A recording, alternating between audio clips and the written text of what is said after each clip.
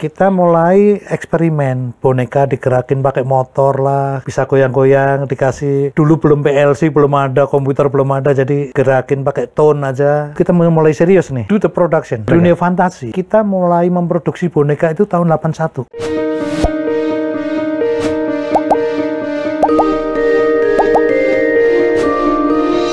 Namun saya mungkin orang nggak banyak kenal ya beliau siapa, namanya juga mungkin lingkungan terbatas, tapi elit ya, investor yang kenal beliau, dan beliau juga dikenal secara internasional. Ini guru saya, kalau kita bicara tentang taman wisata, theme park, inilah mbahnya. Dan beliau involved di hampir semua theme park di Indonesia. Ya, ini senior saya, guru saya, Pak Teddy Darmanto. Apa kabar, Pak? Baik, kabar baik. Kabar ini kayak Highlander ya, umurnya berapa sih? Kalau umur sebetulnya next year 70. Wow. Jadi but age is just number.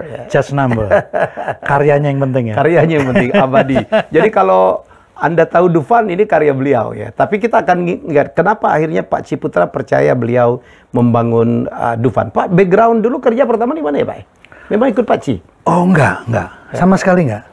Saya meninggalkan sekolah itu sebetulnya karena berbagai masalah, tetapi saya akhirnya lari ke Jakarta. Lari ke Jakarta, dan dunia yang saya terjunin serius pertama sebetulnya fashion. Fashion. Bapak arsitek kan?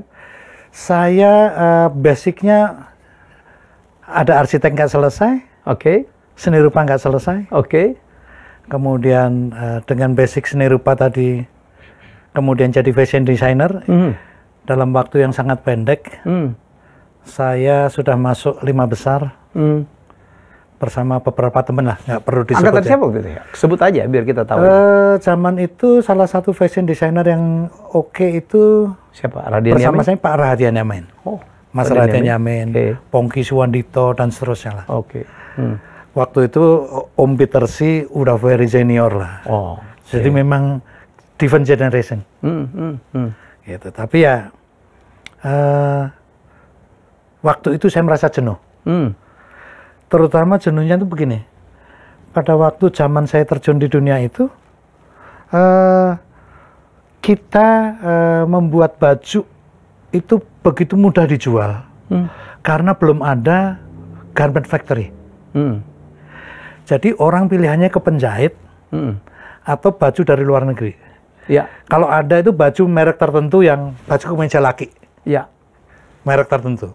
Nah, dunia itu rame, semua dengan fashion design, kemudian ekstrim nih, zaman umur saya 22-23. Saya itu untuk kepentingan fashion tadi, dalam setahun bisa 3-4 kali ke luar negeri hanya belanja kain. Karena zamannya memungkinkan. Kenapa? Orang selalu mencari baju yang nggak ada yang sama. Jadi kita belanja ke Singapura, belanjanya nggak jauh-jauh sih, Singapura, Hong Kong, Bangkok. Iya. Tapi yang kita pilih motif. Iya. Karena market itu makanya juga sudah dipakai pesta, nggak akan dipakai lagi. Jadi bukan soal kualitas, tapi motif menjadi penting. Nah, pada saat mulai garment industri masuk, fashion mulai masuk, production, terkikis nih. Menjadi nggak menarik lagi. Saya sempat fokus punya batik besar dulu, yang marketnya lumayan tinggi ya, karena rata-rata pejabat selevel menteri itu pasti klien saya, baik bapaknya maupun ibunya, tetapi jenuh lama-lama karena ya mulai banyak juga, dan kemudian saya gabung tanda petik karena tidak tahu juga, karena penasaran, karena ada iklan yang mencari orang tapi kualifikasinya begitu banyak. Apa nih, iseng lamar gitu.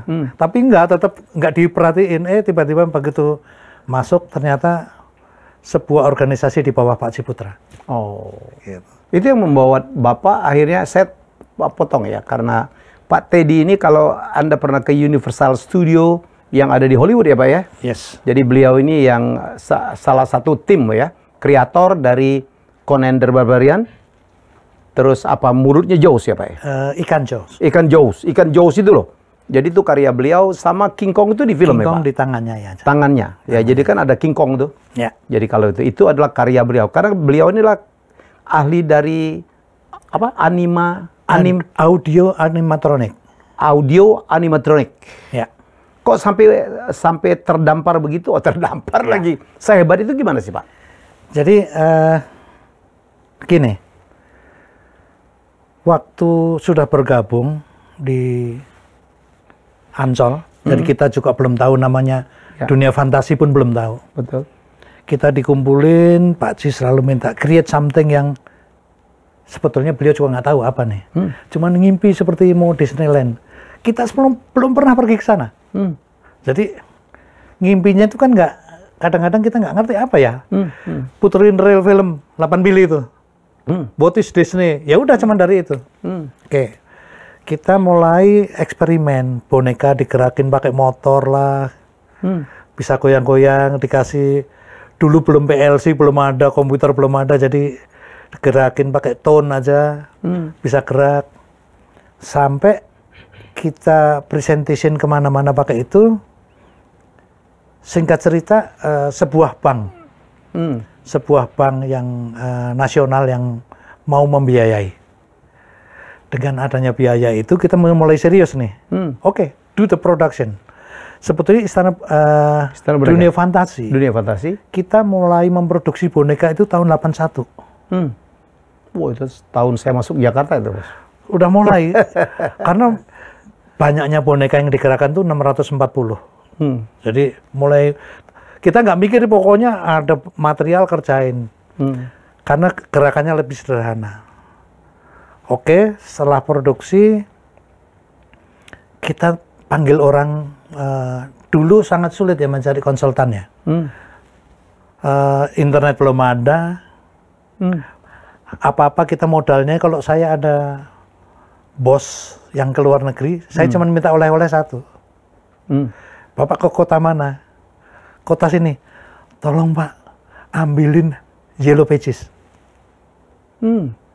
Jadi kita tahu alamat-alamat apapun itu. Dari Yellow Pages? Yellow Pages. Kan tebel tuh, Pak. Kita pilih di section apa mengenai pneumatic sistemnya. Kita cari produksinya di mana-mana. Yang pasang iklan gede, kita hubungin. Bukan telepon, surat. Kenapa? Telepon beda 12 jam. Iya. Belum tentu dia ada yang terima jamnya, satu. Yang kedua, dulu kan kalau telepon ke luar negeri masih tolong sambungin nomor sini. Begitu interlokal. Interlokal internasional. Iya. SLJJ. Di sana tidak ada yang menerima, Pak. Oh ya udah, tutup. Game jadi surat. Singkat cerita, kita dapat connection. Ada pensiunan Disney yang mau volunteer. Ahli banget juga enggak, tapi paling enggak kita ketemu orang punya pengalaman, bisa cerita lah. Iya. Itu yang meyakinkan kita, oh kayaknya kita langkahnya bener nih. Padahal dia juga bukan engineer, artis juga bukan, tapi pernah kerja di Disney. Tapi that's what we have pada waktu itu ya. Oke. Sampai suatu saat kita sudah mulai lebih serius. Saya cuma bilang, nggak mungkin kita bisa begini terus. Kalau mau yang serius, misalnya kayak Balada Kera. Nggak mungkin. Kenapa? Kita mau mendesain itu pun kita nggak tahu spare part. Paling bisa ya gue belajarnya di sana. Kepada praktisi. Singkat cerita, kita ke sana. Guru-gurunya adalah praktisi ex-Disney. Dikirim Pak Ci ya? Ya. Umur berapa? Umur 27. Wih, muda banget masih ya? Masih muda. Oke. 27, masih single. Berangkat ke sana, kita manggil yang pengalaman membuat animatronik, ngajarin kita how to design, how to build. Saya bawa asisten satu. Animatronik itu apa, Pak? Biar yang nonton tahu. Animatronik itu asal katanya sebetulnya kalau dulu di Disney sebutnya film animation. Ya. Animation itu sebuah gerakan atau gambar atau apapun menirukan barang hidup. Jadi to animate the drawing. Jadi mereka nyebutnya film animasi, kartun animasi. Kartun, ya. Ya. Kemudian mulai bagaimana to animate dolls, 3D dolls, menggerakkan boneka. Boneka, mereka juga sebutnya to animate karena awalnya adalah meniru binatang, patung ini menirukan binatang hidup.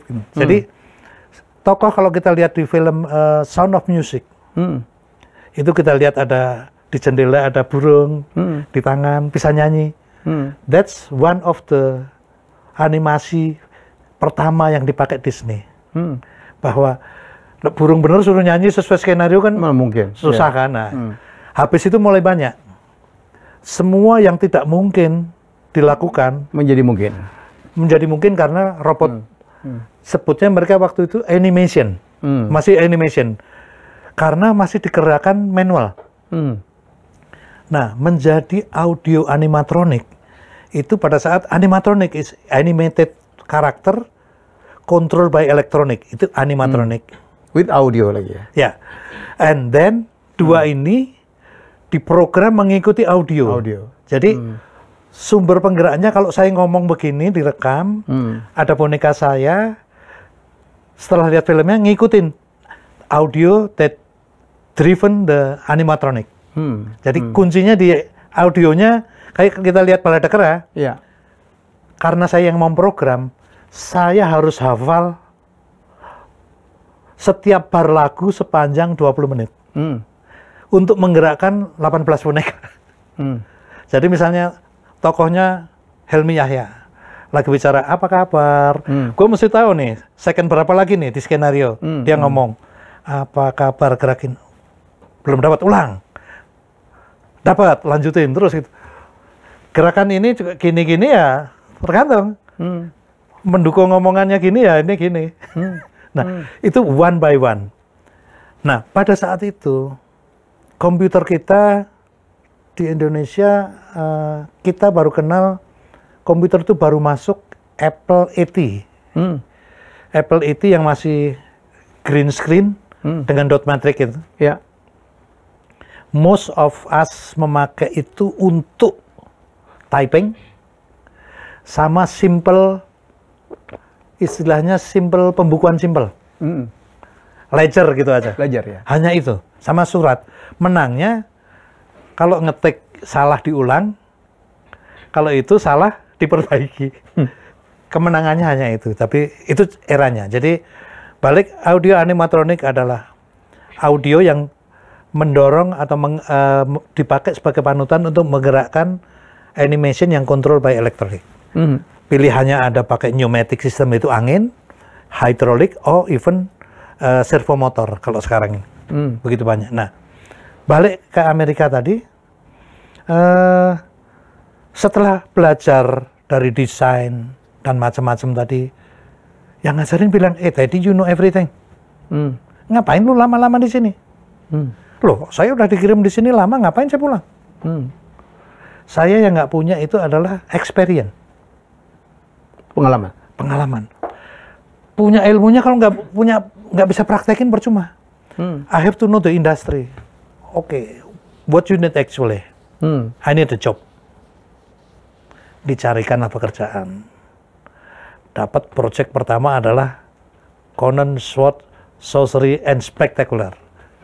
Jadi itu masih zero, kertas kosong. Ada desainnya yang desain Claudio Masoli, itu ilustrator keren lah, orang Italia yang sudah dipakai Disney. Sekarang pekerjaan pertama yang saya sebetulnya waktu itu shock. Waktu ngobrol-ngobrol, can you do the sculpture? Wah, nasionalisme dong. Ya bisa lah, masa nggak bisa? Saya ada patung nih, tokohnya itu naga, sitting di atas tengkorak, tingginya 7 meter, tangannya, bentangannya mungkin 10 meter. Can you do this? Bisa. Pokoknya nggak mau kalah. Tapi begitu, dia tanya, berapa lama you kerjain? Paling cepat 3 bulan, 4 bulan selesai. Diketawain, sialan. Kenapa? Dia nggak terlalu cepat? Saya bilang, kenapa ke Tama? Di Amerika ngerjain seperti itu 3 minggu sudah selesai. Oh, 3 minggu? Mati.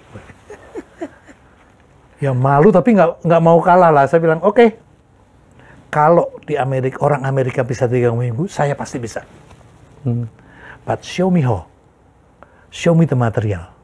Dia bilang, oke, let's go. Dibawa ke workshop. This is the material, what we call polyurethane. Apa ini? Menggut-menggut caranya, kerjanya dikasih tahu, prosesnya gini. Are you confident? Sure. Saya tanya yang support saya kan, material ini gampang. Oh biasa kan yang gampang. Nanti you minta hari ini, besok ada di kantor semua.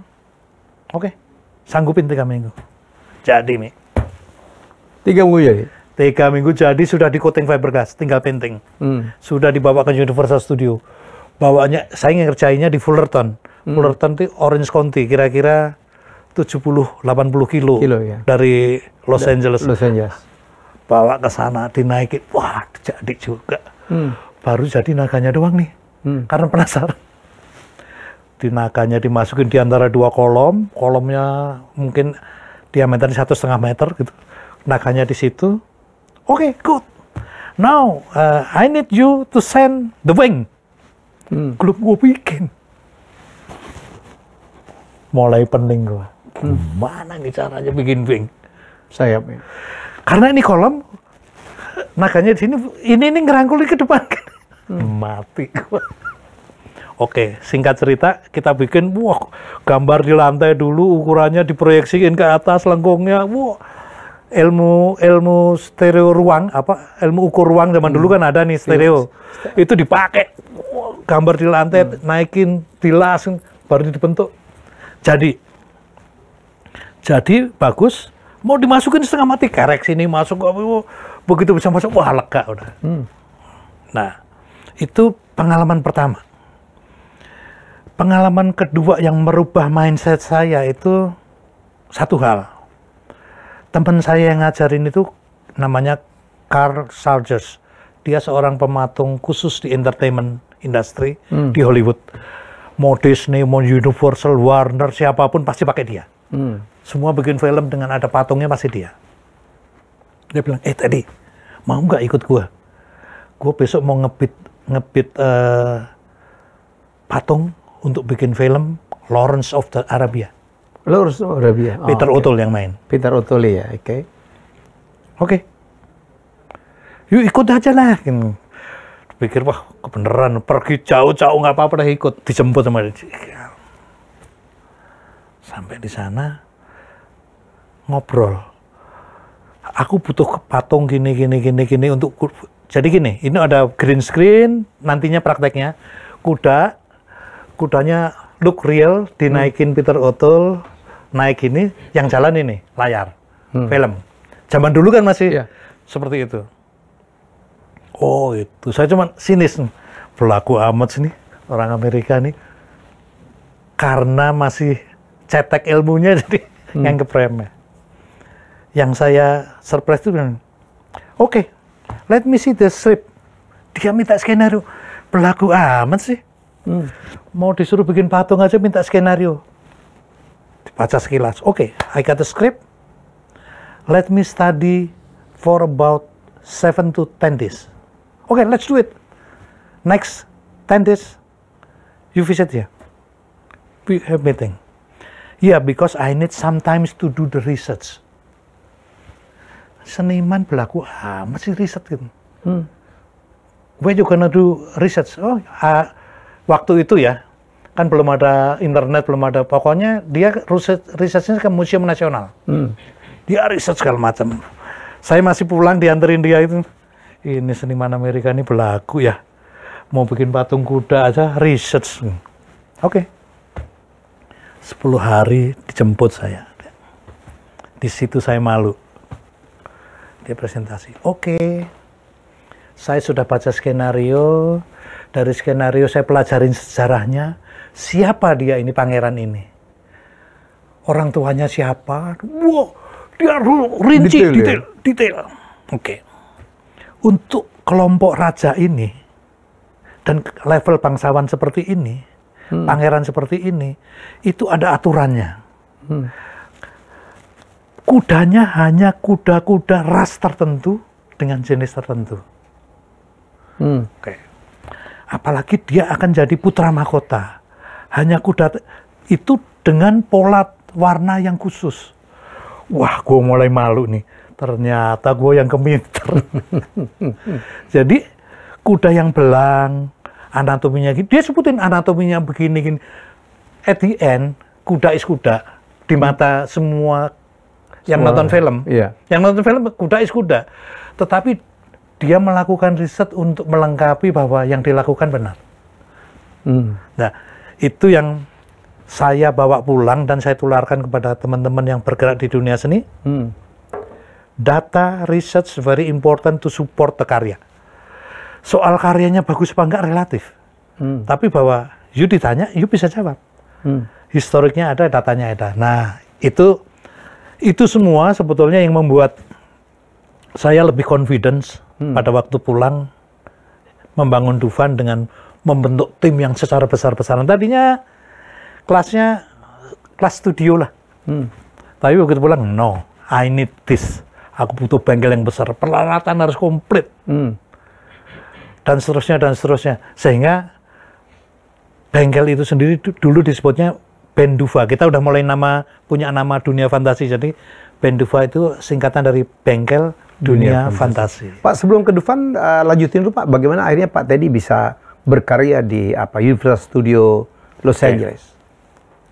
Jadi patung naga tadi itu part of the show di Universal Studio. Yang namanya Conan the Sword and Sorcery itu setnya itu ada naga itu. Nah, kemudian setelah patung jadi, dia mulai percaya. Kamu bisa bikin set dekornya? Oh, bisa lah. Itu ada ilustrasi gini, oh nanti saya terjemahkan. Dia bingung.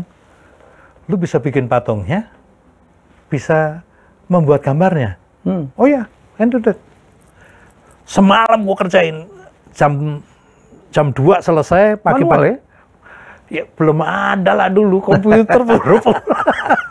terus. Jadi di atas kertas gede-gede. Jadi gulung, saya kasih ini, tolong presentasiin. Dipresentasiin.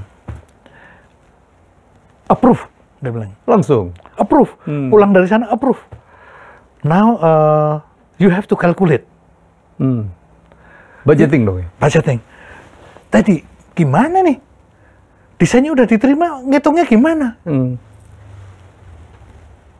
Saya bilang, gini, aku bisa ngitung. Tapi saya butuh reference. Kalau di sini kira-kira habis berapa gitu? Wah, dia kotak-katik. Segini, let's say 10. Angkanya 10 misalnya. Oke, saya punya reference. Kalau nggak ada reference, saya takut juga. Referensinya di sini 10. Saya bisa bikin dengan 5, you sudah untung. Dikirim. Langsung pulang dari Los Angeles, angkanya approve. Tapi mereka minta mock up, mati gua. Salah satu mock up yang saya desain itu, terserah yang mana aja mock up mengenai material, kenapa you bisa murah. Saya udah, padahal ilmunya baru dapat tuh, polyurethane saya pakai. Di sana nggak pakai tadinya. Untuk set dekor nggak pakai. Saya pikir, waduh, kalau lihat polyurethane cepet, dan kemudian coating resin dan fiberglass, kan jadi enteng dan murah, cepet. Gue pakai itu. Gue bikin akar pohon sama batu-batu gitu. Kira-kira ukurannya 2 meter kali 3 meter. Ada akarnya keluar. 2 hari selesai. Dibawa ke sana. Approve. Oh, jadi Pak Teddy kerja di Jakarta? Enggak, di Fullerton tadi. Oh, di Fullerton, oke. Di Fullerton. Ya udah, kerjain.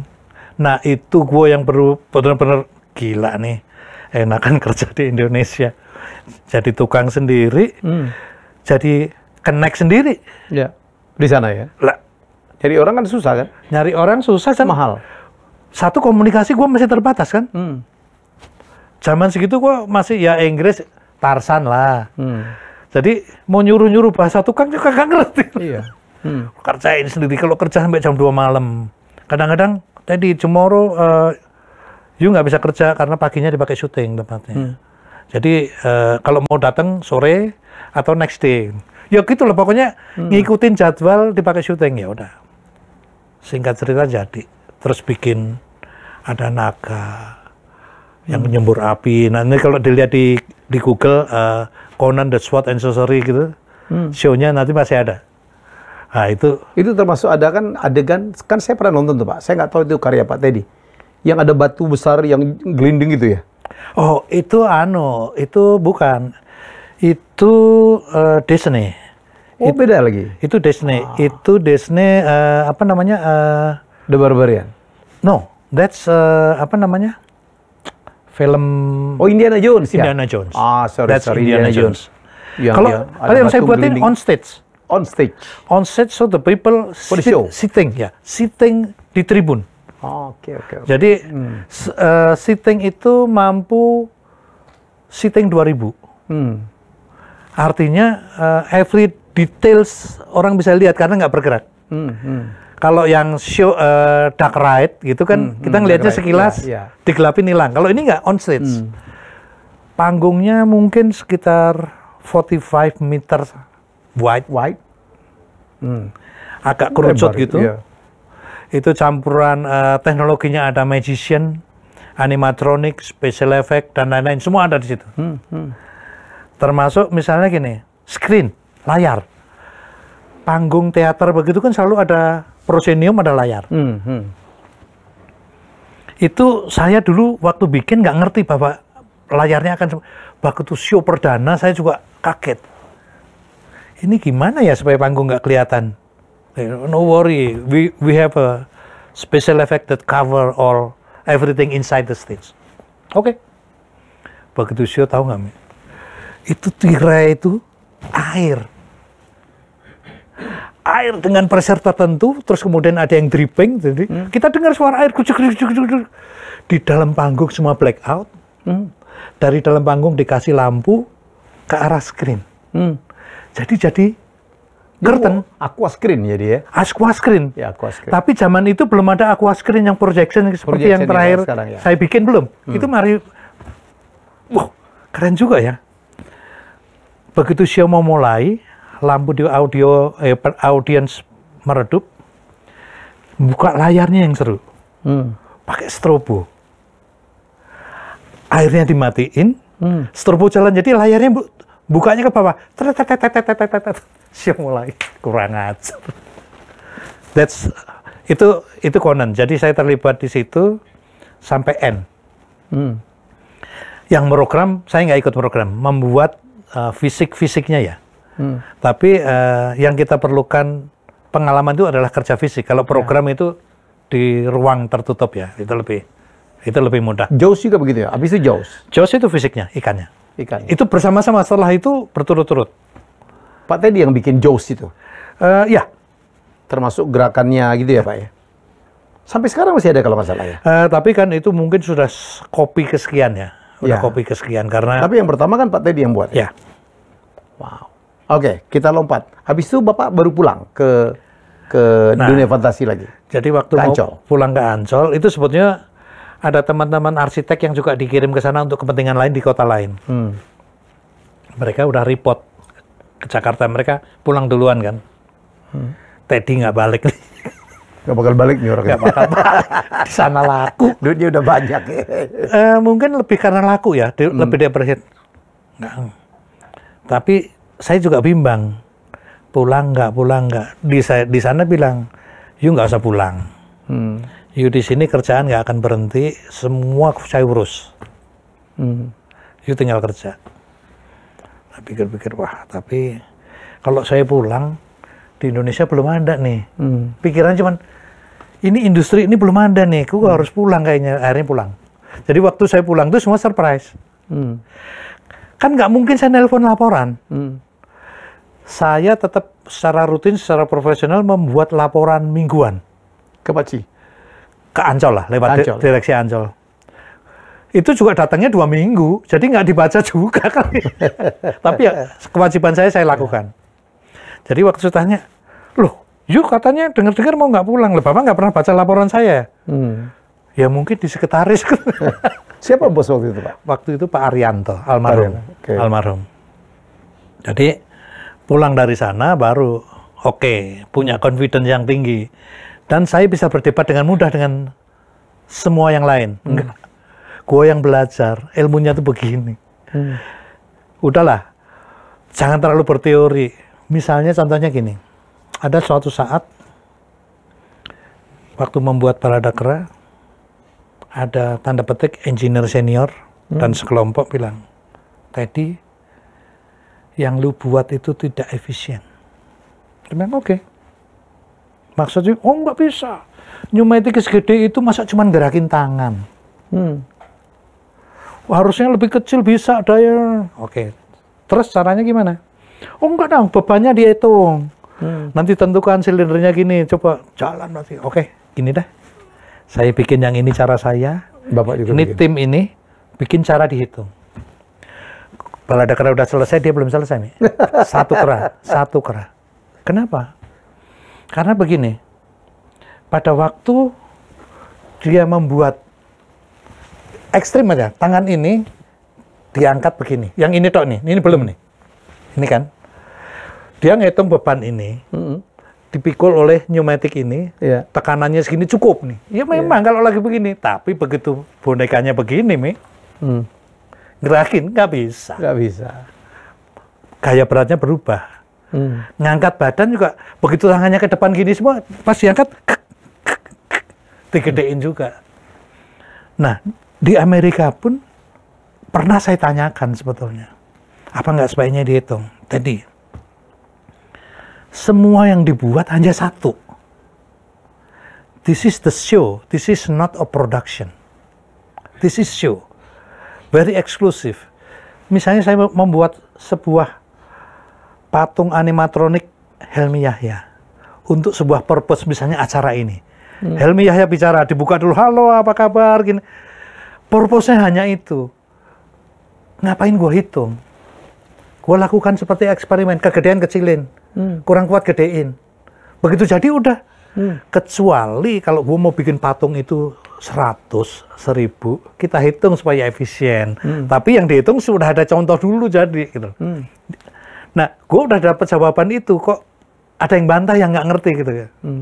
Belum lagi keterbatasan bahwa kalau gue mau pakai pneumatik atau hidrolik dengan silindernya yang sesuai ukuran, beli di mana?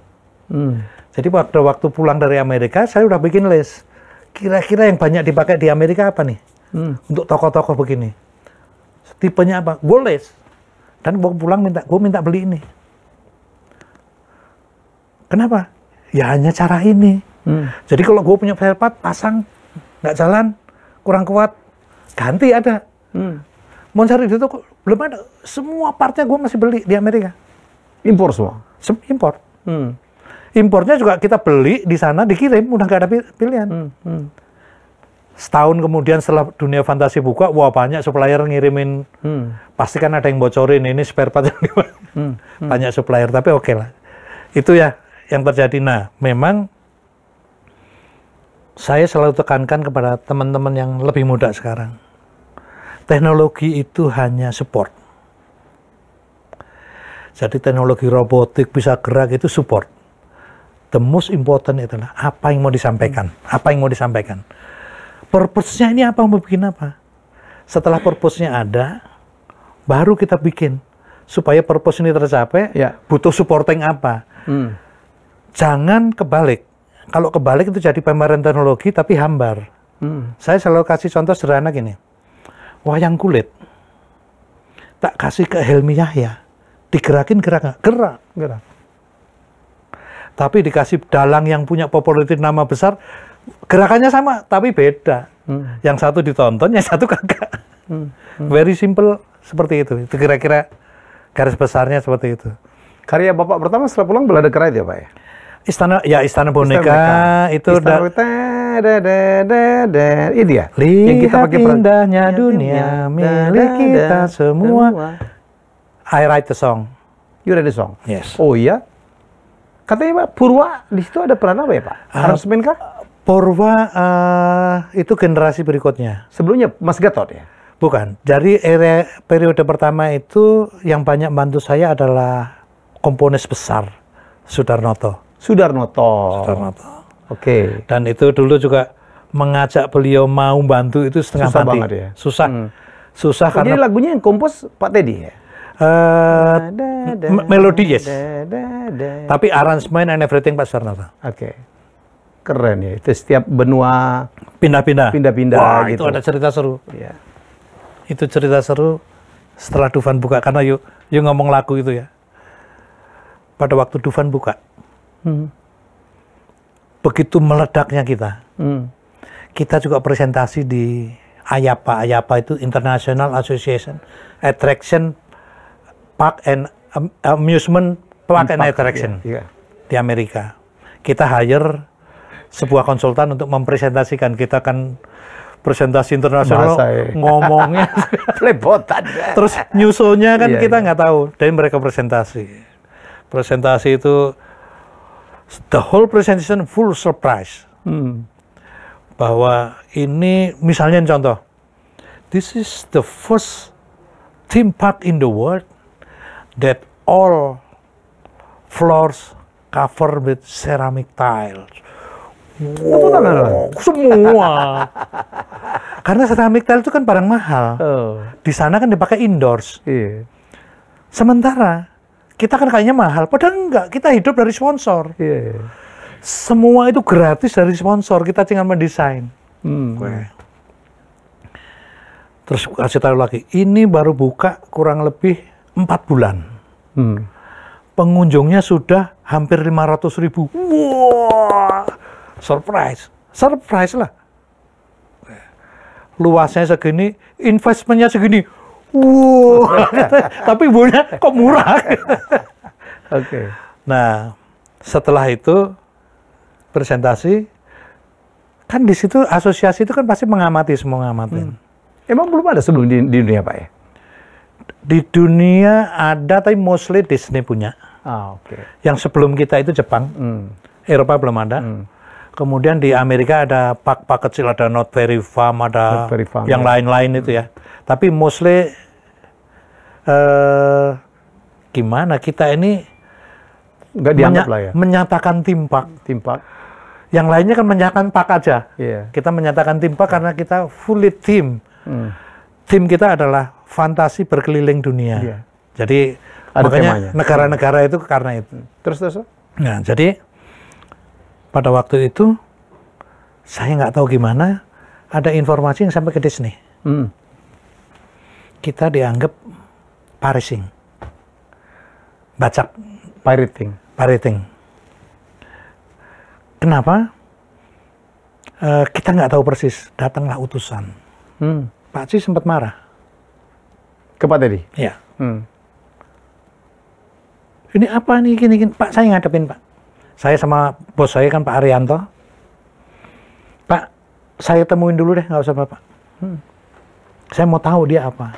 Tuduhannya Pak? Ya. Ketemu, ngobrol, dia bilang, teknologi yang kita pakai ini, teknologi yang kita punya paten. Kalau soal ide kreatif, kita susah membatasi. Tapi teknologi ada patennya.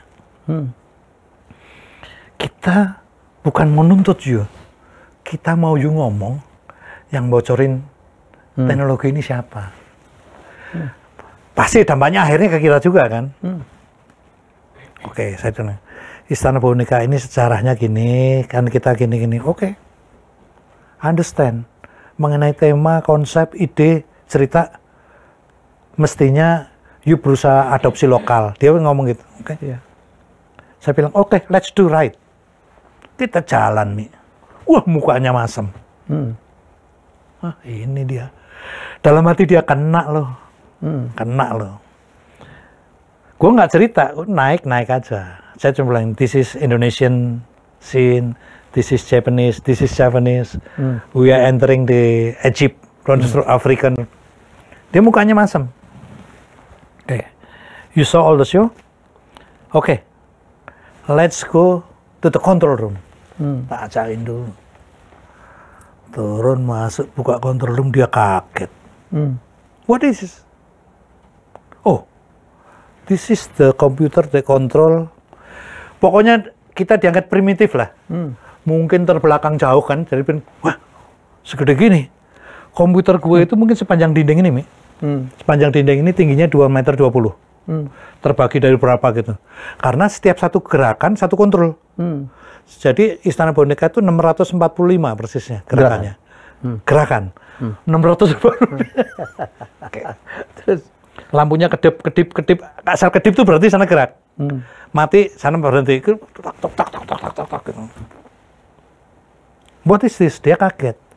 Di ujung itu gue punya mesin lebarnya 1,60 meter, tingginya 2,20 meter, tebalnya 60. What is this? This is the playback audio and control system. Dia mulai bingung nih. Teknologi apa ini? Saya bilang, saya terbiasa urusan dengan recording di studio. Yang terpikir oleh saya very simple. Saya harus mendeliver sejumlah lagu yang berbeda di 18 sound. 18 sound itu di Istana Boneka. Gimana caranya? Teknologi nggak, yang dia bayangkan tadi kan pakai komputer. Repeater komputer, kemudian ada sequencer yang bisa ngatur. Wah, pakai sinyal nanti perahu lewat. Boro-boro kita ngerti itulah, nggak ngerti, jauh banget. Jadi satu track, satu sound. Satu track, satu sound. Kayak sequencer aja, Pak? Sebetulnya mirip kalau kita di show recording. 18 track aja ya? Show 18 track, tapi satu-satunya independen. Tetapi semuanya dalam ketukan yang sama, dalam bar yang sama. Dalam melodi yang sama. Aransemen beda ya? Aransemen beda. Okay. Jadi lihat indahnya dunia titik Indonesia. Milik kita semua nih ting tang ting teng teng. Panjangnya ini sama, secondnya sama. Yang sini pakai tang tang tang tang tang tang tang tang tang Cina gitu kan. Ya. Tapi jatuhnya sama. Nah, saya bilang kalau di sini musik Jawa, di situ adalah musik Jepang. You lakukan adalah mixing di studio. Saya tidak mixing di studio. Semua flat. Nggak bingung kan? Yang saya dengar nggak begitu. Let's selesaikan dulu saya bicara. Saya rubah mixer itu adanya di telinga pengunjung. Jadi telinga dia yang berfungsi sebagai mixer. Yang diputer mah polos-polos saja. Gimana caranya? Jadi gini, kanal ke sana, kita meluncur ke sana kan. Semua speaker itu saya adepin ke telinga kata. Jadi kalau ini ruangan ini zona Jawa ada 4 speaker, 1, 2, 3, 4. Di sini saya akan dengar dari sebelum masuk saya dengar musik Jawa, musik Jawa gamelan. Begitu saya udah dekat ujung situ, yang musik sana Jepang kan juga ngadep ke situ, mulai bocor dong. Jawa dan Jepang mulai campur karena beatnya sama, ketukannya sama kan jadi nyampur. Nggak ada masalah. Nyampur kan? Kok mulai ada instrumen Jepang nih. Makin maju yang Jawa ketinggalan karena ngadep belakang. Wah, kok bisa pindah ke Jepang? Semua orang berpikir musiknya pindah-pindah pakai teknologi. No. It's your ears. Kaget dia? Kaget dia. Salaman.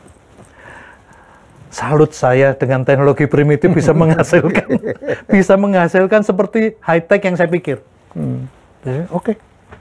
Clear, Mi. Dia bilang ternyata dengan teknologi sederhana dan primitif bisa menghasilkan sesuatu seperti high tech yang kita pikirkan. Saya bilang kita dengar namanya aja belum pernah, apalagi teknologi. Kita nggak kepikir seperti itu. Nah itu Pak Sudarnoto canggih, membuat aransemen dan recording, the whole recording, itu live music, zaman itu belum ada MIDI. Main bareng aja semuanya. Gamelan bawa, seperangkat gamelan. Pemusik Jepang, datangin dari kedutaan musik Jepang, India, vokalnya, bener-bener, semua. Pak Sudarnoto canggih. Dan semua ditulis partiturnya langsung. Baca. Jadi Tahu nggak operatornya? Siapa? Operatornya fenomenal. Peter Gonta? Alex Kumara. Alex Kumara. Is doing the operating of recording Istana Boneka. Almarhum. Almarhum. That's why saya dekat dengan beliau. Dari tahun 83 itu saya dekat sama beliau. Jadi Purwa itu yang di terakhir ya Pak ya? Purwa itu periode pada saat saya mulai membuat show-show di panggung Maksima awalnya. Oke.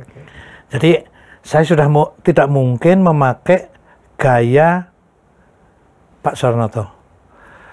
Satu, mungkin outputnya sama market sudah berbeda. Kedua, kecepatan. Kecepatan begitu dites nggak bagus, rubah kan. Purwa itu baru mulai pakai sequencer pertama itu, awal-awal. Jadi lebih lincah. Another genius. Nah, habis itu sebagian besar Purwa. Most of my project selanjutnya Purwa. Baladekara Purwa? Baladekara masih Sudarnoto. Yang pertama. Yang berikutnya Purwa. Saya Baladekara itu nonton yang paling berkesan. Sabut tangan, babucu, ampat. Ya. itu semua pemainnya pemain top. Pemain top Indonesia. Artis ya? Artisnya, musisinya. Pengisi acara, pengisi suara juga? Pengisi suara yang paling dikenalin itu adalah... Didi Petet kan? No, zamannya Didi Petet belum apa-apa lah, masih mahasiswa lah. Jadi? Gatot Sunyoto. Gatot Sunyoto. Yang jadi MC, nah apa kabar itu Gatot Sunyoto. Gatot Sunyoto. Yang belagu-belagunya gitu, pas Gatot cocok. Almarhum. Dengan tongkinya dulu ya? Tongki, ya, saya bilang pokoknya hilangkan itu, be yourself, lu jadi kera, rasanya kera. Jadi karena dia rasanya kera, jadi harus tengil. Nungguin recording seru, sampai pagi terus. Oke, Pak. Gitu. Itu yang di depan. Tapi memang proyek yang lebih challenging adalah berikutnya. Ramain Sinta? Ada Puri Misteri. Kemudian Rama Sinta. Puri Misteri jadi gini, dulu kita terlalu yakin bahwa semua kita bisa. Puri Misteri itu adalah mungkin satu-satunya di dunia. Sebuah wahana dari konsep, konten, rights, dibikin sendiri 100% di bengkel kita. Wahananya yang bisa muter-muter itu dibikin sendiri. Memang ada kendala di wahana, kita tertunda 7 bulan. Karena ternyata waktu muter, jalannya melengkung gini, ternyata gardannya itu nggak bisa. Dia harus kayak gardan mobil. Kita nggak kepikir. Karena jalannya pelan, tek, kayak orang jalan kaki pelan gitu kan. Ternyata ngunci. Akhirnya kita konsultasi sama ahli-ahli mesin dari ITB. Dia pelajarin, Pak, ini nggak bisa pakai gandar kayak kereta api. Iya. Pakai rel loh ya? Pakai rel. Iya. Nggak bisa pakai itu. Terus pakai apa? Dia harus kayak mobil. Waduh, jadi semua kendaraan itu copot, gandar belakangnya diganti gandar mobil. Dimana mobil itu kan gini, Mi. Kalau mobil belok ke kiri, roda yang kiri putarannya sedikit, yang kanan banyak kan. Nah itu nggak bisa putarannya banyak terus yang ngunci. Gitu, waduh. Jadi, setelah itu kita sadar, ngapain kita buang energi untuk rights-nya. Ramasita kita rights-nya beli. Setelah itu, ngapain? Terlalu mahal eksperimen kita dan tidak akan dibikin lagi. Kembali. Siapa yang mau bikin lagi sama kan? Nggak mungkin. Ramasita kita wahananya beli. Cuman kontennya lebih canggih. Jadi di tempat saya itu mulai dari ide, skripnya, sampai dialognya, production, mechanical-nya dari sculpture sampai mechanical, setelah jadi dipasang di lapangan, decoration plus program.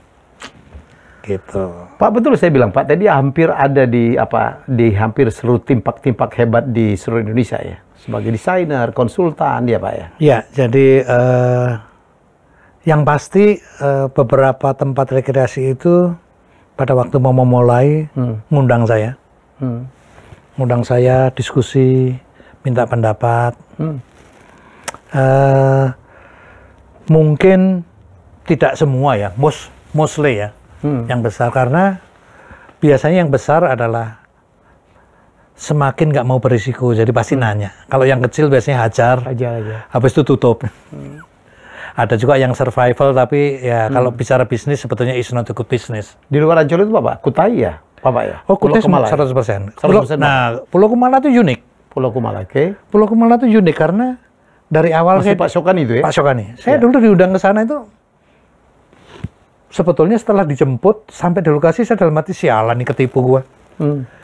Ketipu dalam arti gini, nggak salah. Dulu saya belum pernah tahu Kutai Kartanegara. Dipikir dekat? Bukan. Tahunya Kutai itu the whole thing kan dulu Kutai. Tiba-tiba waktu otonomi daerah, dia menjadi kabupaten sendiri. Dijemput, saya pikir kok tahu dari mana, datang ke Ancol. Dipaksain berangkat, gue berangkat dijemput. Gue udah curiga waktu gue landing di Balikpapan. Dijemput di bawah pesawat. Kok sekuat ini, tapi gue kan nggak tahu Kutai itu kaya, nggak tahu lah. Kita nggak mikirin gitu. Dijemput.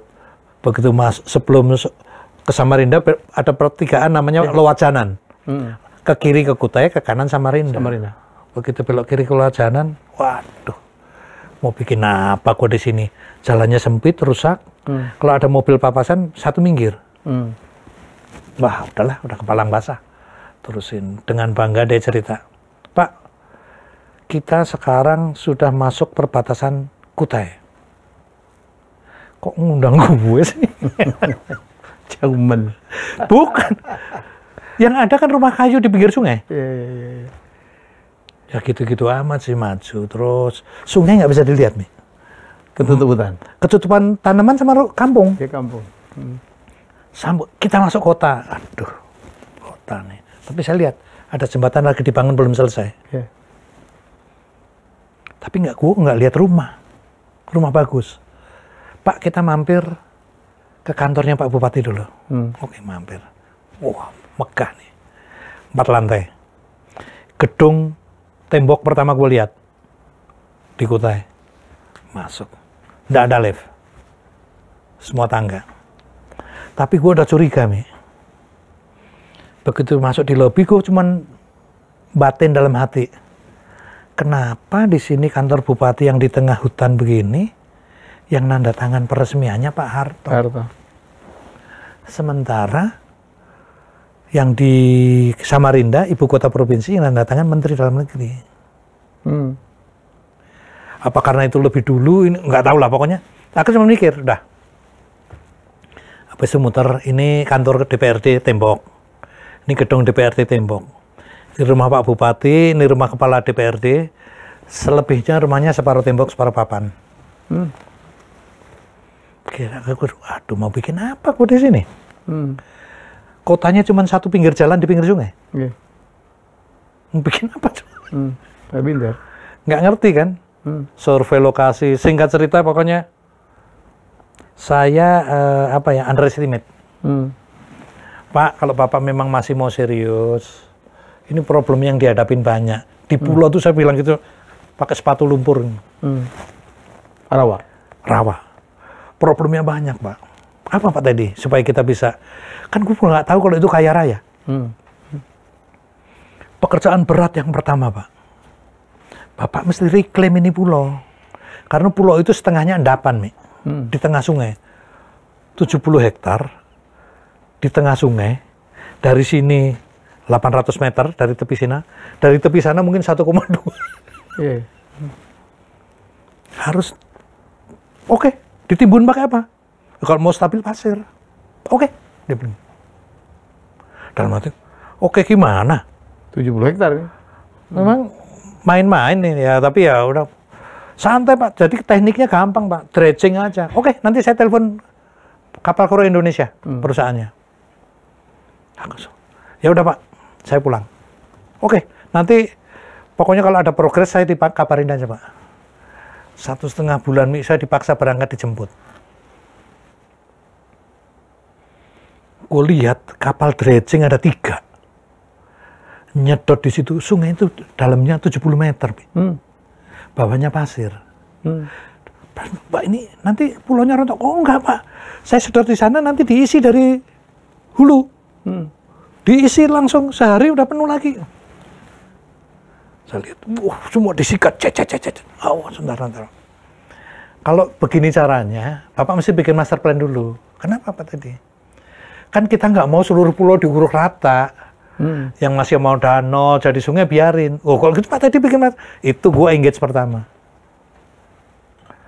Jadi terpaksa bikin master plan segera kasih untuk dia supaya nggak di-dredge. Itu saya bercandanya sama Pak Sokani waktu itu, almarhum. Pak tadi saya ini nganterin dia ke Europe. Beli. Oh beli barang. Beli mainan langsung, putusin langsung di tempat. Dipilih. Gyro Tower. Gyro Tower waktu itu 100 meter. Waktu itu tertinggi di Asia. Pak, buat apa Pak di tengah hutan gini? 100 meter. Apa nggak yang naik nanti bekantan? Saya mau bercanda. Pak Teddy nggak tahu. Kan Pak Teddy udah bilang, forget about business untuk Pulau Kumala. Pulau Kumala, saya dari awal udah bilang, kalau you ngomong bisnis, gue nggak bisa bantu. Tapi kalau you berpikir bahwa ini adalah sebagai daya tarik untuk menghidupkan kota, dan kotanya berkembang, oke, saya presentasi ke DPRD. Kenapa diperlukan ini? Diperlukan ini adalah supaya kotanya besar. Hidup, ya. Karena apa? Semua tambang-tambang yang besar itu adanya di Kukar. Semua. Tapi semua tidak ada satupun yang punya kantor di Kukar. Kantornya Balikpapan sama Samarinda. Sama Jakarta pasti. Saya bilang, enggak, kotanya dikembangkan, semua yang mengambil sumber daya alam di sini harus punya kantor. Supaya ekonomi hidup dan seterusnya lah. At the end, waktu Kumala buka itu sudah ada 3 row jalan. Bukan hanya 1. 3 row jalan sisi sungai sini, sisi sungai sana juga. Dan mulai ada ruko. Dulunya ruko aja kagak ada, Mi. Gua kalau nginep di mesnya bupati, di depan rumahnya bupati, atau di hotel di Samarinda. Kalau ada tamu ya udah gue Samarinda, 2 jam. Nah itu yang terjadi. Jadi dulu waktu Kumala baru mau buka, saya cuma bilang Pak Sokani, ini jalan sekarang lebarnya 12 meter, yang di pinggir sungai. Dan itu rumah kampung yang di pinggir sungai, itu syarat pertama saya bilang. Pak, bagaimana supaya keindahan sungai ini bisa dilihat? Satu-satunya adalah penduduk itu direlokasi. Saya suruh presentasi ke masyarakat. Mati. Gue takut juga sih kan. Gue tahu di situ Dayak kan takut. Ya oke lah. Tapi pasti kan takut menyakiti orang. Karena direlokasi kan. Sudah saya jelasin, Pak Sokani bilang, Bapak, Ibu pakai bahasa sana. Nggak usah khawatir. Tidak ada ganti rugi. Kan, semua gini kan. Ganti untung. Bapak Ibu pindah, saya ganti untung. Tanahnya saya kasih gratis, bangunannya saya hargain. Jadi tidak ada ganti rugi di kita. Ganti untung. Mau pindah semua, bersih. Dan jadi saya bilang juga, di pinggir sungai harus dikuasai pemerintah. Itu jadi civic center kantor pemerintah gitu loh, supaya gengsi. Nggak ada warung kopi, bangsa nggak ada. Kalau kafe boleh lah. Nah, habis itu ada hotel 3 lah waktu itu. Nah itu, Pak. Itu kemudian nyebut nama nggak enak ya. Tapi yang pertama adalah Bandung, kemudian Makassar. Bandung yang kita itu ya? Ya. Habis itu terus. Ya, saya belajar banyak dari proyek Bandung. Habis itu baru. Nah kalau yang pemerintah daerah banyak ngundang saya, terutama saya bilang, lupakan mau membuat dunia fantasi. Kenapa? Karena kalau ngimpi jadi dunia fantasi, lupakan. Dunia fantasi itu diuntungkan, Ancol diuntungkan karena dia pelopor. Jadi ikonnya Indonesia pada waktu itu. Kalau di tempat lain jadilah ikon di daerah. You nggak perlu muluk-muluk kok. Gak perlu gede-gede. Ngimpi turis datang, investment gede, kalau nggak datang bangkrut. Bangkrut. Jadi harus terukur. Nanti ada teorinya sendiri kalau soal itu. Jadi rata-rata saya lebih menasihati berbasis lokal, berbasis market lokal. Hitungan demografisnya ya Pak ya? Ya pokoknya semua harus sesuai gini. Yang paling sulit itu kan gini. Tempat rekreasi rame di Sabtu Minggu itu gampang. Senin sampai Jumat ya? Senin sampai Jumat itu jumlahnya banyak. Jumlahnya banyak, kosnya per day sama. Gitu malah. Oke. Sekarang Pak, Saloka yang terakhir ya? Yang terakhir, Saloka sebelum COVID ya. Jadi tempat rekreasi di Indonesia ini yang diresmikan Menteri Pariwisata hanya baru 2. Pertama, Dunia Fantasi, diresmikan oleh Pak Ahmad Tahir. Dulu Menpar Postel, jadi tahun 85. Terus ada lagi Saloka. Diresmikan oleh Pak Arief Yahya 2019. Jadi Juni 2019 habis itu COVID. Jadi baru 2 yang formally secara official diresmikan oleh menteri officially. Oke Pak, kalau kita ngelihat prospek bisnis tempat wisata menurut Pak Teddy untuk Indonesia gimana ya Pak? Ini habis COVID nih. Oke. Jadi selama orang paham membuat tempat destinasi wisata yang memerlukan crowd, itu harus dipahami dulu bisnisnya. Banyak yang me too.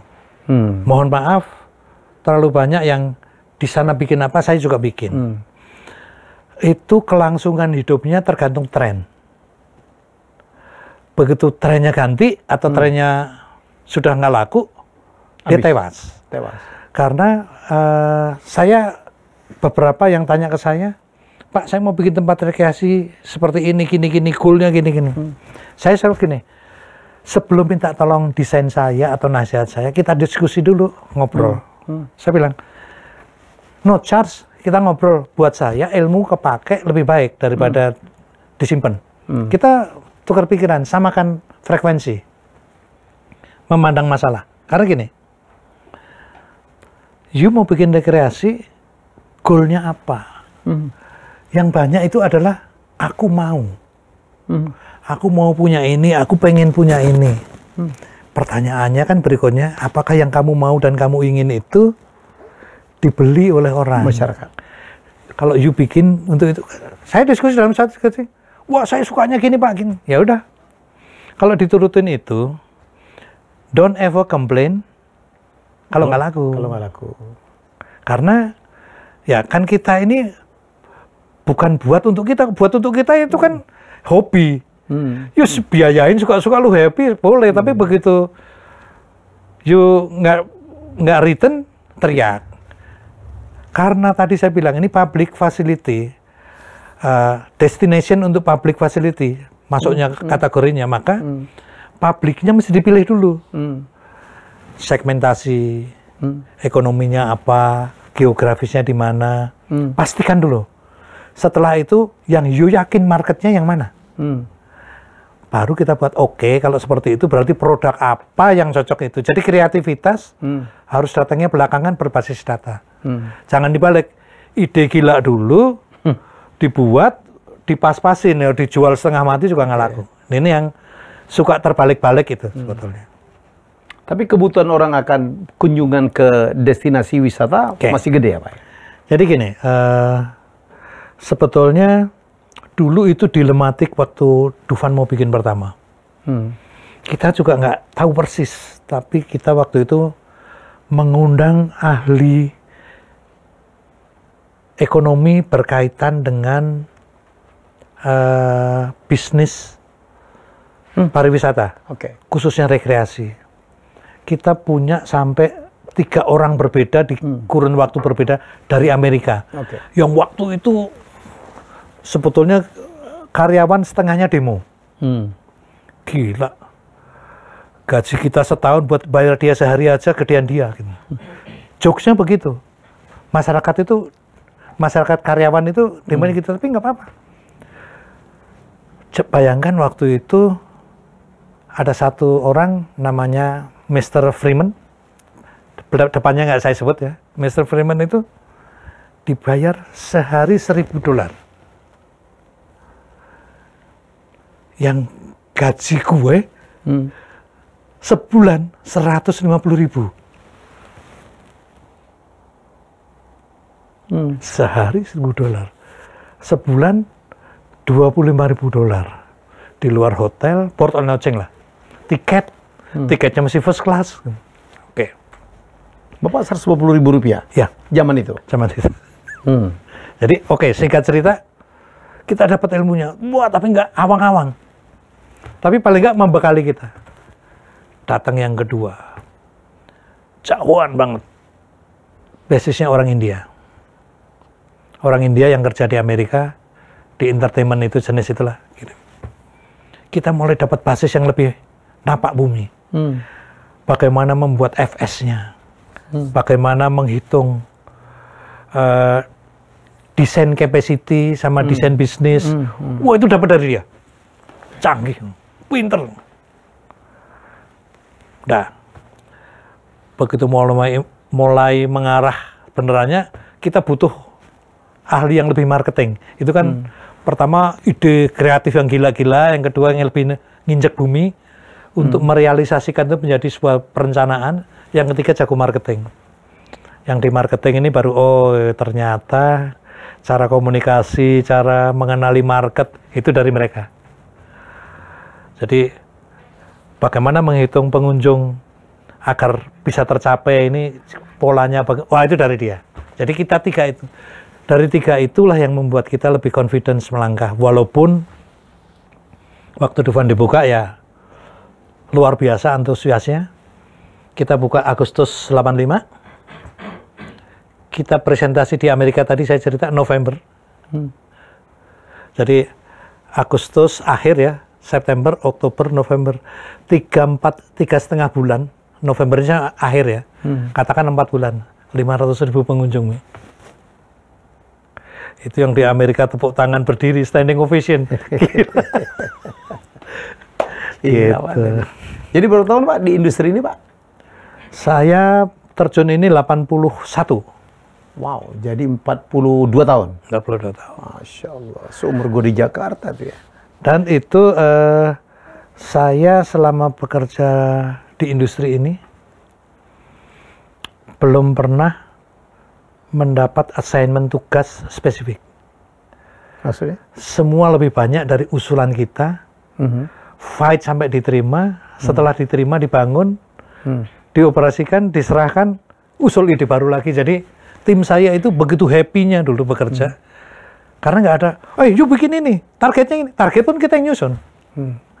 Segmentasi kita yang nyusun. Jadi itu saya banyak di industri ini, sebagian besar yang bergerak di industri ini yang sekarang private sector, kebanyakan adalah bekas tim saya karena dia tahu A sampai Z. Gitu. Luar biasa. Jadi, oh ya Bapak di ini juga ya, advisor di Taman Mini juga ya Pak? Taman Mini Indonesia. Jadi sebetulnya ada beberapa periode bertahap. Kemarin terakhir juga diminta advisor sebelum perubahan. Jelang G20? Sebelum, jadi ya, pada waktu peralihan. Waktu masih yayasan saya bantu. Tidak formal tapi sering bantu. Rapat dan macam-macam. Terus kemudian dari yayasan diambil seknek. Seknek ya. Saya diundang lagi untuk bantu klarifikasi sama mengarahkan segmentasi.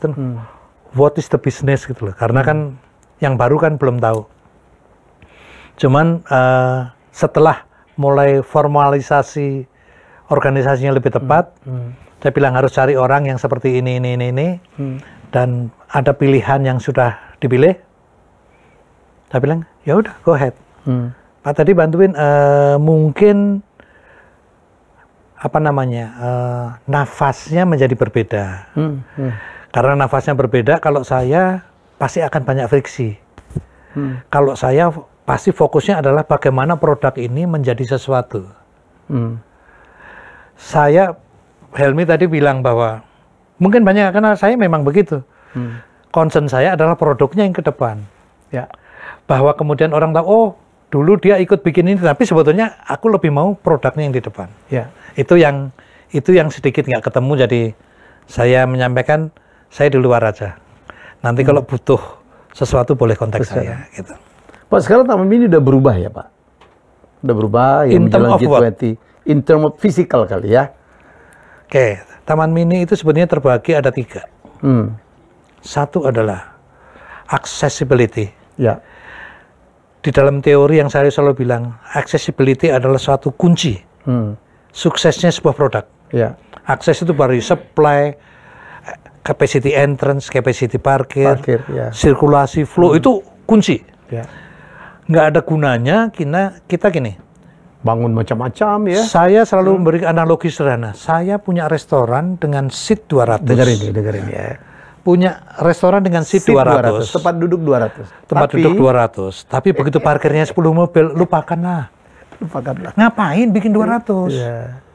Lebih baik parkirnya besar, orang queue sedikit. Ya. Oh ya.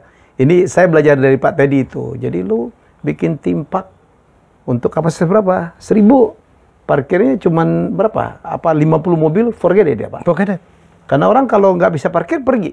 Karena gini, yang namanya parkir tadi, itu kan ngomong hari libur. Iya. Jadi, your peak days diukur di 50 mobil. Iya. Peak days-nya setahun cuma 103 sampai 115. Gimana revenue-nya ya kan? Ya. Gimana mau return? Ya. Padahal nanti Senin sampai Jumat sengsara. Yang 50 mungkin di 10, matilah. Matilah kita. Ya, jadi itu teman-teman yang mau berbisnis, saya pikir bukan theme park aja, restoran gitu. Semua public facility harus pikirin gini, yang kita objeknya itu bukan eksklusif, beda. Eksklusif beda. Premium beda. Premium beda. Karena premium itu you come with the driver, di drop off, parkirnya di mana, nggak ada masalah. Walaupun di kota besar sekarang ini ada pilihan yaitu valet. Iya. Valet, tapi berapa sih yang mau di valet gitu? Di mana valetnya itu problem sendiri. Tapi very basic. Ya, jadi kembali ke Taman Mini tadi, satu itu. Yang kedua, Taman Mini itu ada yang namanya fasilitas-fasilitas yang dimiliki Taman Mini langsung. Museum dan lain-lain. Itu dimiliki Taman Mini langsung, jadi kedua. Kemudian kita mempunyai, Taman Mini mempunyai archipelago. Di mana archipelago itu awalnya idenya adalah bahwa this is the window showcase of Indonesia. Ini pulau-pulaunya, dan pulau itu direfleksikan kalau ini Jawa di sini, Jawa Barat pasti di sini Anjungan Jawa Barat. Betul. Jawa Tengah. Terus, jadi itu melingkar. Yang di utara ditarik ke utara dan seterusnya. Tetapi Anjungannya is owned by province. Jadi otonomi sendiri-sendiri, kan? Jadi dulu begini, waktu dibangun, Pemrakarsa itu membuat museumnya, sirkulasinya, blockingnya, kemudian mengundang provinsi, Pemprov, untuk investasi, kekuatan seni budaya, dan semua hal yang berkaitan daerah di suatu lokasi tertentu. Jadi itu jadi window of the Indonesianya province. Sehingga acara resmi provinsi selalu di sana dulu. Dan di sini ditampilkan seni budaya terus. Jadi itu yang ketiga. Yang selanjutnya adalah bisnis yang menyangkut hiburan.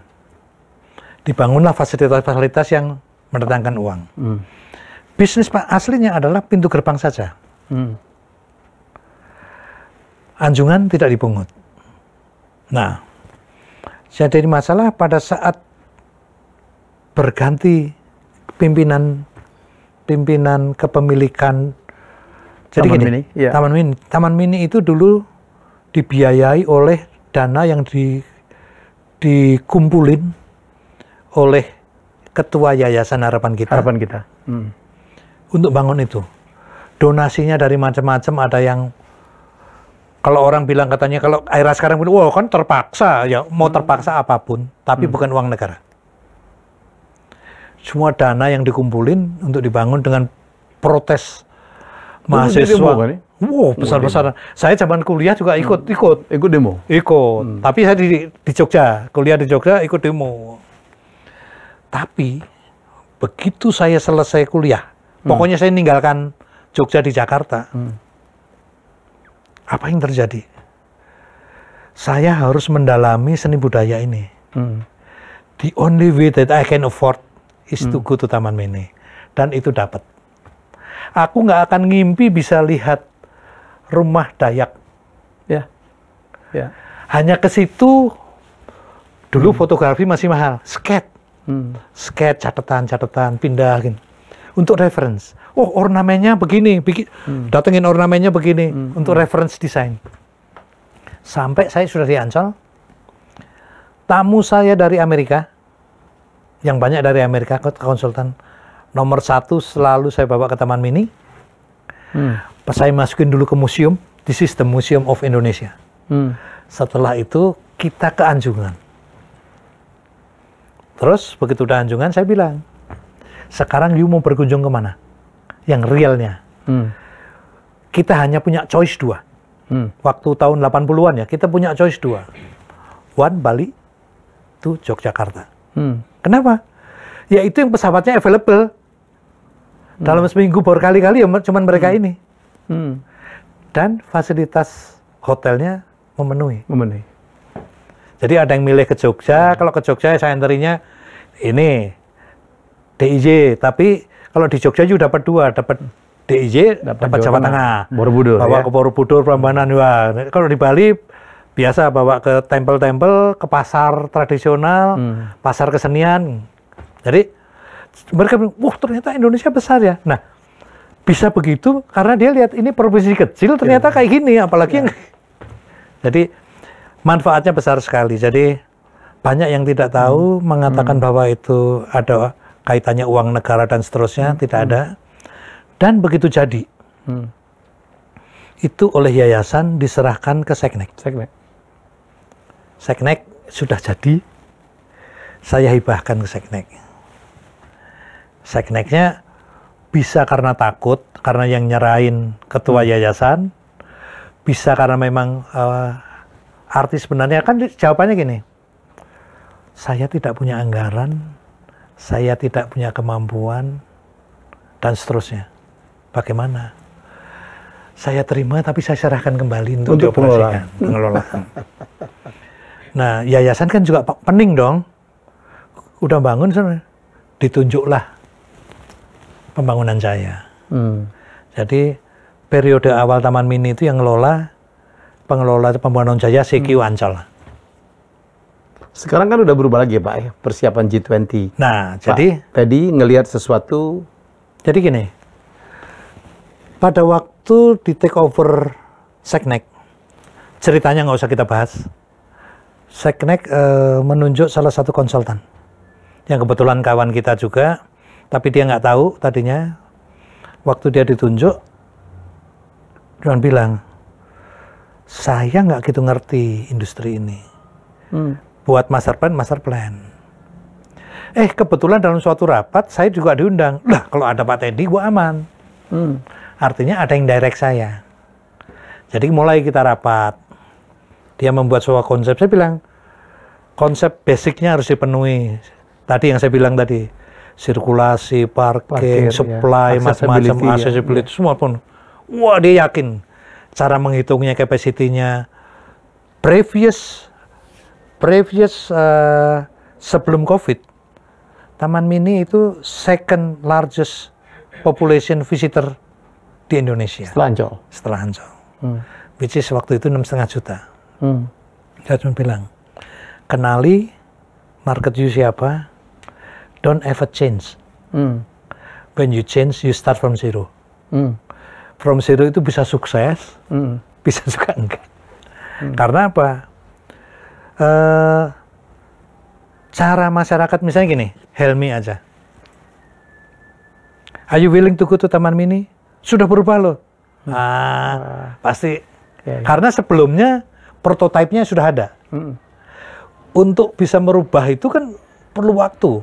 Nah, apakah dengan waktu itu bisa survive management operation? Itu akhirnya dibuat rencana. Saya bilang priority cost. Tolong dilihat. Karena kemampuannya membayar kembali adalah dari pendapatan. Oke. Kemudian setelah hitung-hitungan, singkat cerita, di package cost-nya menjadi cost yang ditanggung APBN. Saya bilang lain cerita, silakan. APBN kan nggak perlu return. Yeah. Kalau nggak perlu return kan ya terserah. Tetapi kemudian desainnya dirubah. Dan pada waktu desain dirubah, saya ditunjukin oleh salah satu direksi. Oke, nggak apa-apa juga. Tetapi tolong diperhatikan yang saya bilang itu. Yeah. Your parking capacity dulu 6,5 juta itu, hitungan parkirnya ada caranya, teorinya ngitung. Karena dulu parkir masuk ke dalam ya Pak? Masuk di dalam. Sekarang kan only pedestrian. Termasuk yang saya bilang bahwa di dalam nggak boleh ada parking saya. Itu untuk merubah, tetapi syaratnya ya harus disiapkan parkir. Nah, jadi ini yang kurang yang sekarang ya Pak? Iya. Bisa dikatakan begitu kan Gini, kalau saya hitung-hitungan data aja. Ya. 6,5 juta dibagi 1 tahun. 1 tahun, mobilnya berapa? Ya. Datanya ada, puncaknya berapa mobil dan low-nya berapa. Artinya kalau di dalam udah nggak boleh kan itu didorong keluar. Kalau didorong keluar berbasis data yang ada saja, itu tadi saya bilang parking itu efektif maksimum pada waktu high season atau peak season. Selebihnya low. Artinya kalau pengunjung kita 6,5 juta setahun, maka sekitar 20.000 sehari lah. Peak-peaknya itu ya, peak-peaknya ya. mensuplai kurang lebih 45-50% total years. Weekend dan hari besar lah ya. Ya, weekend, hari besar, hari libur nasional itu, kalau dia suplainya 45-50% total pengunjung, maka sisanya kan nggak ada masalah. Iya. Kosong karena dibaginya harinya 200 sekian. Iya. 250-an. Yang ini baginya 110. Jadi kan ini capacity-nya diukur di sini. Kalau ini aman, total pengunjung setahun aman. Teorinya gitulah. Ya, saya bilang, yo kalau sekarang maksimum capacity-nya segini, parkir. Ya, your maximum visitors will be like this, gitu aja. Itu pilihan. Jadi yang Bapak mengatakan bahwa sekarang parkirnya di Taman Mini yang baru itu tidak bisa mendukung proyeksi ya Pak? Kalau dibandingin dengan yang sebelumnya ya? Kalau pakai data yang lalu saja begitu. Ya. Tetapi saya lihat di sosial media bahwa target yang dipikul bigger. Apalagi bigger ya? Ya. Maka kalau kita ke Disneyland, sebelum masuk theme parknya, wah parkirnya segede-gede gaban ya? One to one. Segede-gede gaban. Jadi kalau istilahnya, sepelenya, parknya satu, parkirnya satu. One to one.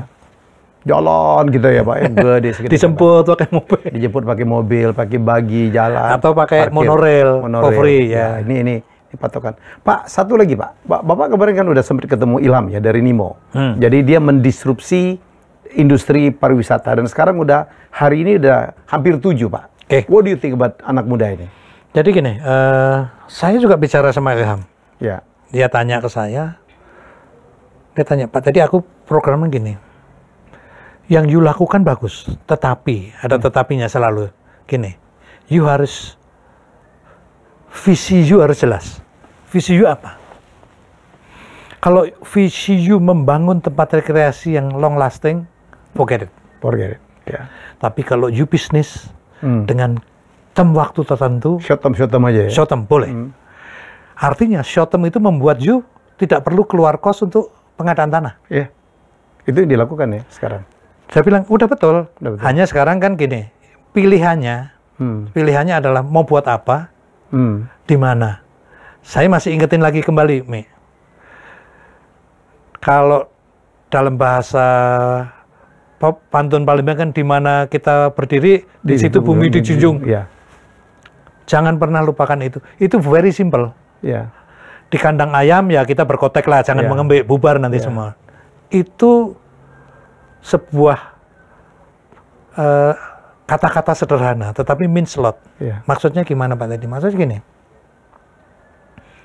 kamu ngimpi membuat sesuatu mendatangkan orang dari Jakarta ke Bandung, lupakan.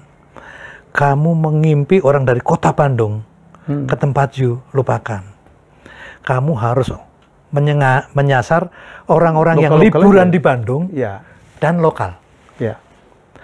Karena umurmu cuma 3 tahun. 3 tahun. You hitung aja. Siapa sih yang mau diserang? Tetapi that is not the main business. Karena yang you buat, saya bilang, yang you buat itu adalah atraksi. Atraksi itu apa? Magnet. Karena sensasional communication sama aneh, semua orang pengen tahu, pengen nyoba, datang, when they come and visit, done. Nah, what is your business? Tiket, Pak. Tiket boleh, tapi the other things, you have to collect the money from your visitor wallet. Jadi saya bilang, sederhana, you harus bisa mengambil uang dari dompetnya pengunjung, tetapi yang diambil harus happy. You sell a good food, you sell a good coffee. Kenapa? Di dalam teori industri pariwisata rekreasi seperti ini, F&B selain kita jualan, sebetulnya dia to make the people stay longer.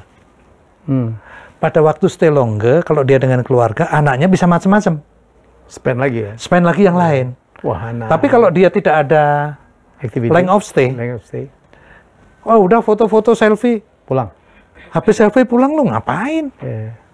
Kalau cuma dipikul dari tiket, nggak return. Ya return, tapi dalam waktu, kalau beruntung 3 tahun rame terus.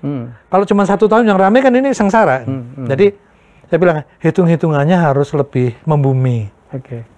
Dan komunikasi against, saya bilang kan you berteman juga sama Helmi Yahya. Communication is very important di zaman sekarang. Good product, no communication, forget it.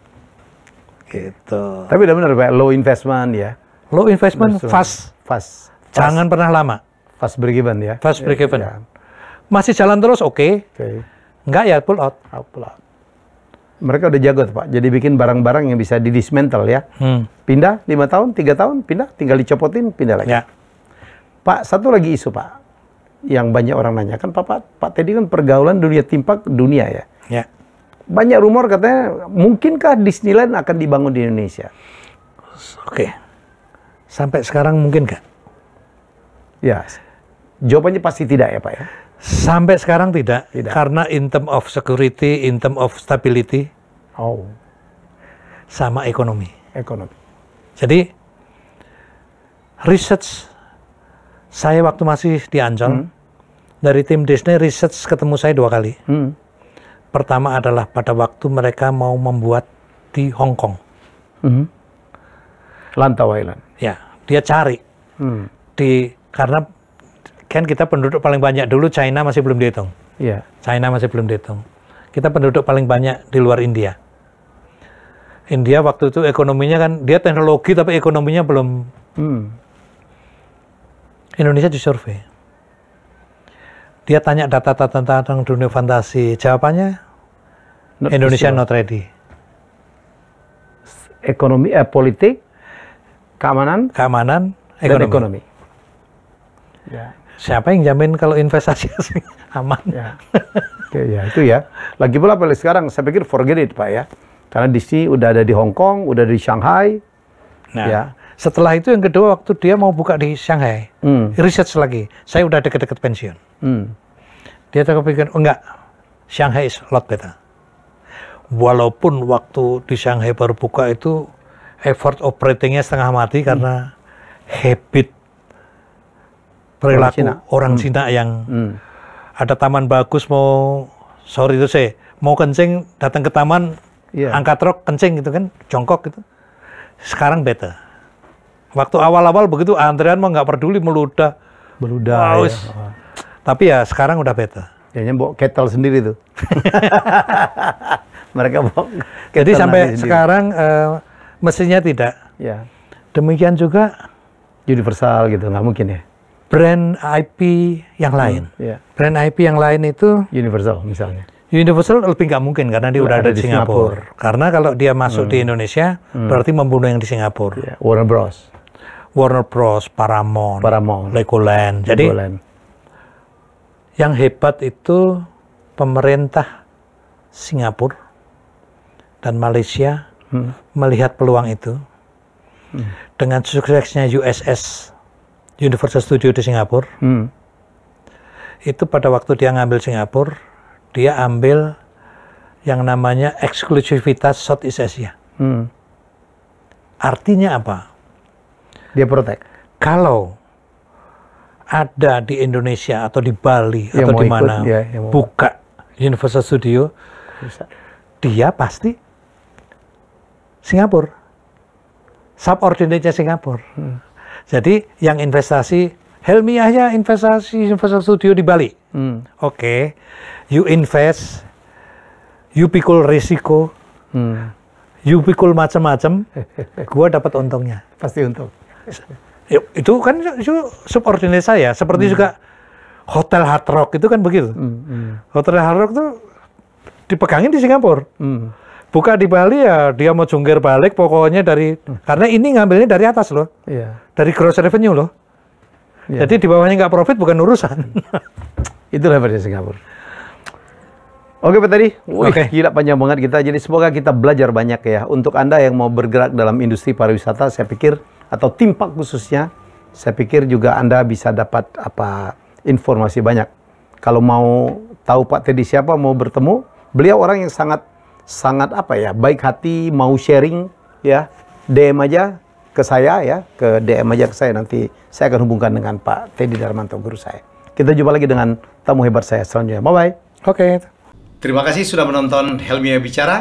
Jangan lupa untuk like, komen, share dan subscribe.